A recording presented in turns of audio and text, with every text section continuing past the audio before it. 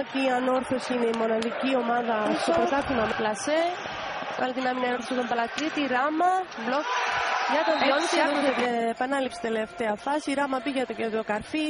Το μπλοκ φέρει Ζεντένο τώρα στο σερβίς. Θα βγει η άμυνα για τον Διόνυσο. Πρώτος χρόνος. Εδώ σε επανάληψη.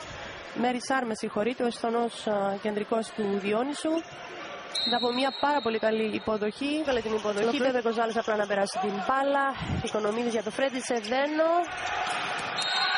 Κατάφερε ο Μέρισαρ να δώσει στο Τσαγκαρίδη. Εδώ βλέπουμε πόσο ο Φρέντι Ζεντένο πήγε να ξεγελάσει τον Άσος.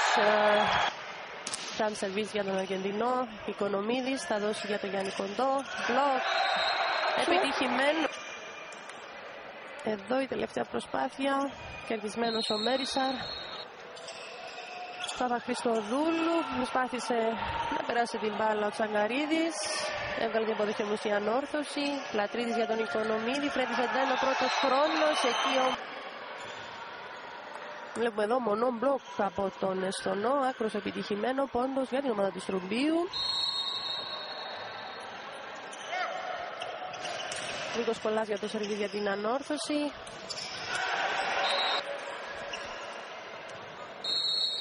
Στο σερβίς Παπαχριστοδούλου τώρα θα δώσει για τον Τσαγκαρίδη. Συνέχεια θα μοιράσει την μπάλα στον Μέρισαρ.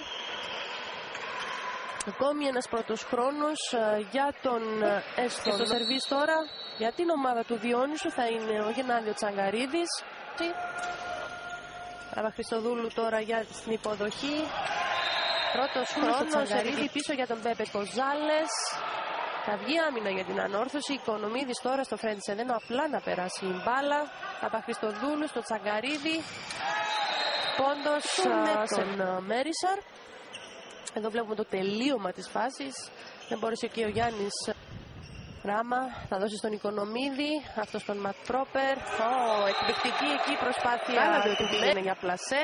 Βλέπουμε εδώ τον Αμερικανό να μην καρφώνει, να προσπαθεί να πλασάρει. Αλλά ο Μέρισαρ με το αριστερό του χέρι είπε όχι στον Ματ Πρόπερ. Θα είναι τώρα στο σερβίς. Ο Παπαχριστοδούλου στην υποδοχή. Σε πρώτο χρόνο προβλήματα.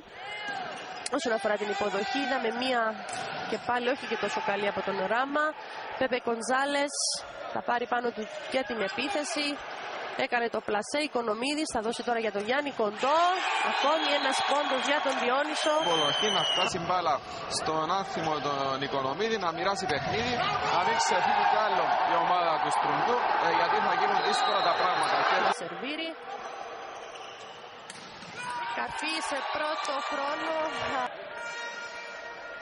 Εδώ σε επανάληψη, τελευταία προσπάθεια.